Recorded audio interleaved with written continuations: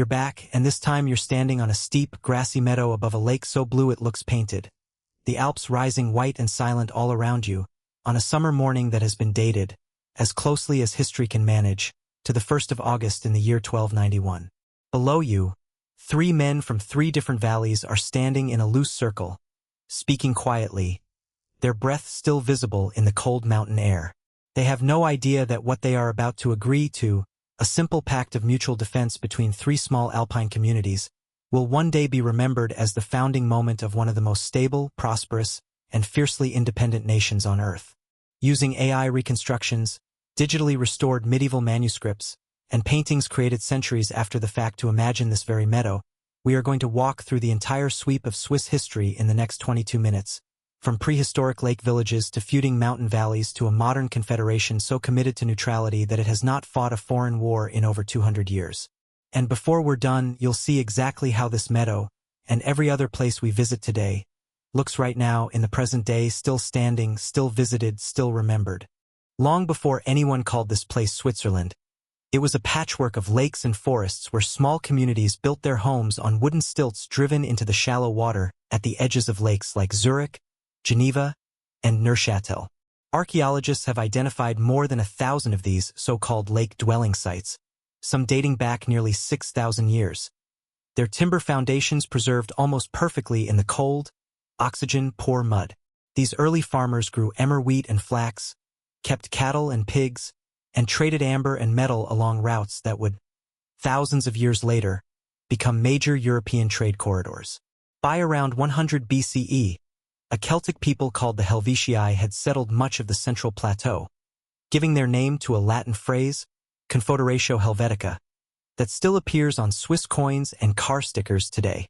When Julius Caesar's legions arrived in 58 BCE, they folded the region into the Roman Empire, and for the next 4 centuries towns like Aventicum, Augusta Raurica, and what would become Geneva grew into genuine Roman cities, with forums, temples, amphitheaters, and heated bathhouses fed by an intricate system of lead and clay pipes. The people living in those towns, eating imported olive oil and wine shipped up from the Mediterranean, had no reason to imagine that Rome itself would eventually collapse, or that their small provincial settlements would one day sit at the geographic heart of a country that didn't yet exist. By the high medieval period, the flat, fertile lowlands and the high, narrow alpine passes had become something genuinely valuable, a corridor connecting the trading cities of Germany and Flanders in the north to Italy in the south. Whoever controlled the mountain routes, especially the treacherous Gotthard Pass, controlled a river of gold, silk, spices, and grain. The pass itself was barely passable for centuries until, sometime around 1230, local engineers built the Devil's Bridge, a narrow stone span thrown across a roaring gorge more than 20 meters deep, allowing pack mules loaded with goods to cross safely for the first time. Towns like Bern, founded in 1191 by Duke Berthold V of Zähringen, grew wealthy on this trade, its sandstone arcades and covered walkways, still standing today, stretching for nearly 6 kilometers through the old town, built specifically so merchants could keep working through rain and snow. Zurich developed into a guild-run trading center governed not by nobles but by craftsmen, a genuinely unusual arrangement for the era. None of these towns were finished products. Account books from the period show constant repair to city walls damaged by flooding, disputes over guild privileges, and fires that periodically leveled entire districts, requiring the wooden buildings to be rebuilt again and again in stone. At the center of civic and spiritual life in these communities stood the cathedral, the guild hall, and the open-air assembly. In cities like Basel and Zurich, the cathedral chapter held enormous political and economic power, controlling land, taxation, and justice long before secular governments took those powers back. In some of the rural, mountain-dwelling cantons, an even older and more democratic institution took hold, the Landgemeinde, an outdoor assembly where every eligible male citizen gathered once a year in a town square or meadow to vote on laws by a raised show of hands, a tradition that in a few small Swiss cantons remarkably survives in modified form to this very day. Layered beneath these medieval institutions, archaeologists have found Roman foundations, and beneath those, Celtic ones, so that a single town square might sit atop 3 or 4 distinct eras of civic life, each generation building its courts and marketplaces directly on top of the last. Daily life on the streets of a medieval Swiss town was loud, close, and physical. narrow lanes packed with 2- and 3-story timber-framed houses, laundry strung overhead, the air thick with wood smoke, tanning fumes, and the smell of cattle being driven to market. A typical alpine town might hold 2,000 or 3,000 residents, farmers and herders mixing with blacksmiths, weavers, and traveling merchants, while up in the high valleys, entire families lived alongside their livestock through brutal winters, subsisting on hard cheese, dried meat, and rye bread. Class divisions were sharp.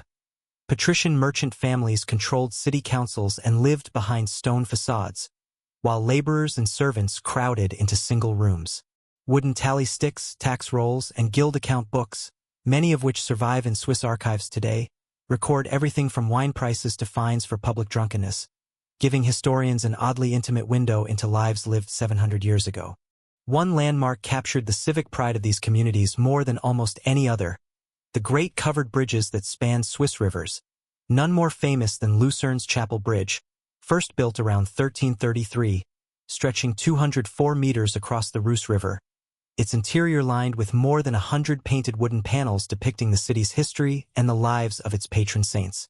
It served simultaneously as a footpath, a chapel, a watchtower, and eventually the single most recognizable symbol of the city itself, a gathering point for festivals, processions, and everyday commerce for nearly 6 centuries.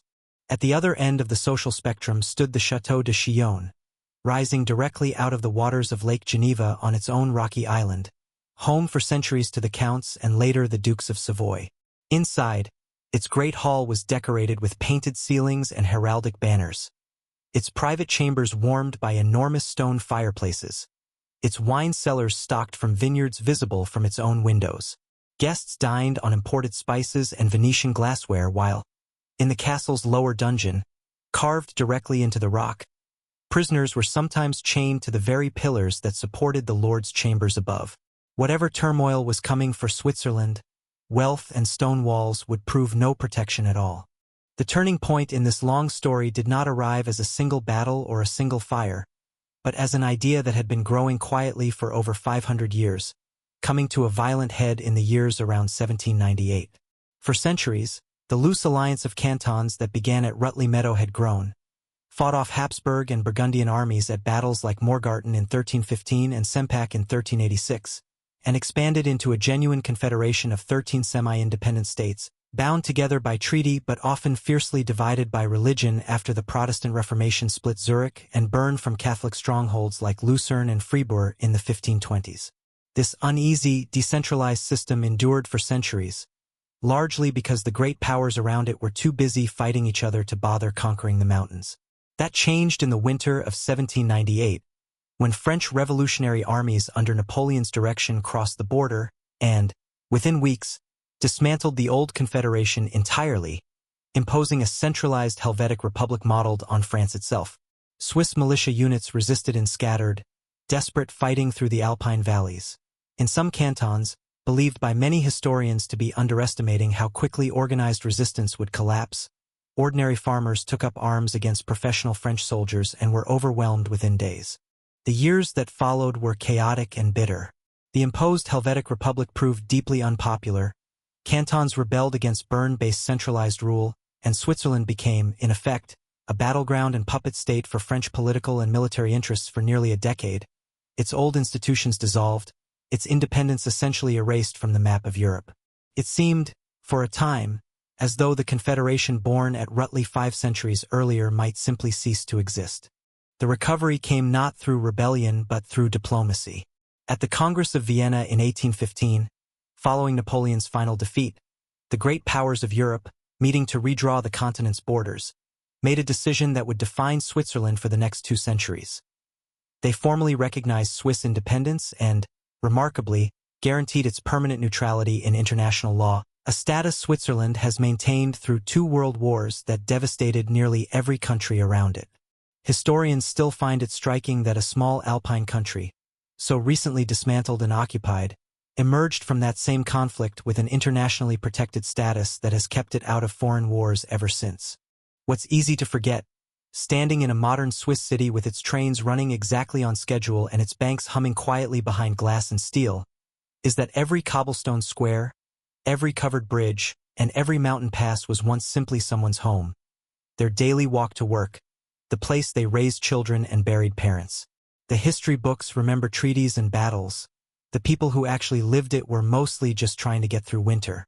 Today, you can stand on that same meadow at Rutli, above Lake Lucerne, largely unchanged, still grazed by cattle, still marked with a simple flagpole and a small stone commemorating the 1291 oath, reachable only by boat or a steep forest trail, exactly as it would have looked to those three founding representatives.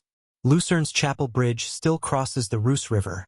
Rebuilt after a devastating 1993 fire destroyed most of its original medieval panels, though a number of the surviving paintings are now preserved and displayed in the city's history museum. The Château de Chillon still rises from Lake Geneva, fully open to visitors, its dungeon pillars, some bearing carved graffiti believed to date back centuries, still standing exactly where prisoners once stood. Bern's arcaded old town is now a UNESCO World Heritage Site, its sandstone passages still sheltering shoppers from the rain, just as they did 800 years ago. And high in the mountains, the Old Devil's Bridge has been joined by modern engineering marvels, including the Gotthard Base Tunnel, opened in 2016, the longest railway tunnel on Earth at 57 kilometers, carrying trains beneath the very peaks that once took travelers days of dangerous climbing to cross on foot. Thank you so much for spending these 22 minutes walking through Switzerland's story with me. From lake villages to mountain oaths to a nation that chose, deliberately and repeatedly, to stay out of the fights that consumed its neighbors. If there's a place you'd love to see brought back to life like this, drop it in the comments below, and if anything in this video felt off or worth digging into further, I genuinely welcome the correction. See you in the next one.